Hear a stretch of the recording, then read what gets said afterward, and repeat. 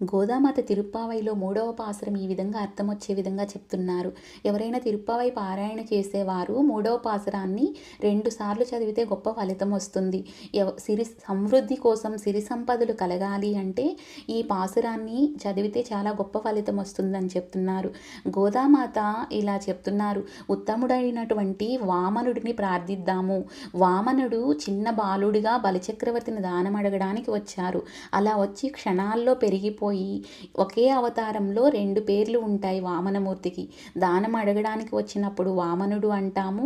పెద్దగా పెరిగిపోయి బ్రహ్మలోకానికి ఒక పాదం పంపించినప్పుడు త్రివిక్రముడు అంటాము. ఈ 2 కలిసి వచ్చినటువంటి అవతారం వామనుడిగా వచ్చి త్రివిక్రముడిగా ఎదిగిన వృత్తాంతాన్ని గోదామాత ఎంతో గొప్పగా చెప్పారు.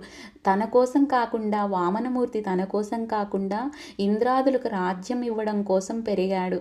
వాళ్ళకి రాజ్యం ఇప్పించడం కోసమే ఎత్తిన అవతారం ఈ వామనుడిగా త్రివిక్రముడిగా ఎత్తినటువంటి అవతారం. గోదామాత ఈ వ్రతం యొక్క ముఖ్య ఉద్దేశం గురించి ఇలా చెప్తున్నారు. మనం స్వామివారి నామం పలకడం, స్వామివారికి దగ్గరగా చేరడం, ఏదైనా సంకల్పించుకొని ఒక వ్రతం చేయాలి అనుకున్నప్పుడు అప్పుడు స్వామివారిని ధ్యానించడం, స్వామివారి పాదాలను గట్టిగా పట్టుకోవడమే దాని యొక్క గొప్ప ఉద్దేశం అని చెప్తున్నారు. అతివృష్టి అనావృష్టి వచ్చి పంటలు పాడైపోకుండా ఉండాలి అంటే వర్షాలు సక్రమంగా పడాలి. వరిచేలు ధాన్యాలు ఎలా పెరగాలి, త్రివిక్రముడు ఎలా అయితే పెరిగారో అలా పెరగాలి అని చెప్తున్నారు.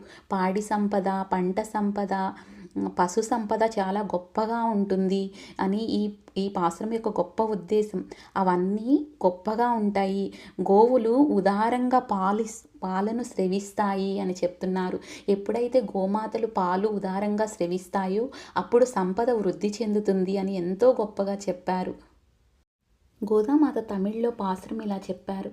ஓங்கியுலகளந்த உத்தமன் பேர் பாடி நாம்கள் நம்பாவைக்கு சாத்தி நீராடினால் தீங்கின்றி நாடெல்லாம் திங்கள் மும்மாறி பெய்து ஓங்கு பெரும் சென்னல் ஊடு கயலுகள பூங்குவளை போதில் போரிவண்டு கண்படுப்பா தேம்காதே புக்கிரிந்து சீத்தமுலை பத்திவாம்கா குடம் நிறைக்கும் வள்ளல் பெரும் பசுக்கள் நீங்காத செல்வம் நிறைந்து ఏలోరెంబావాయ్. ఇలాంటి గొప్ప పాసురాలను గోదామాత అందించారు మనకి.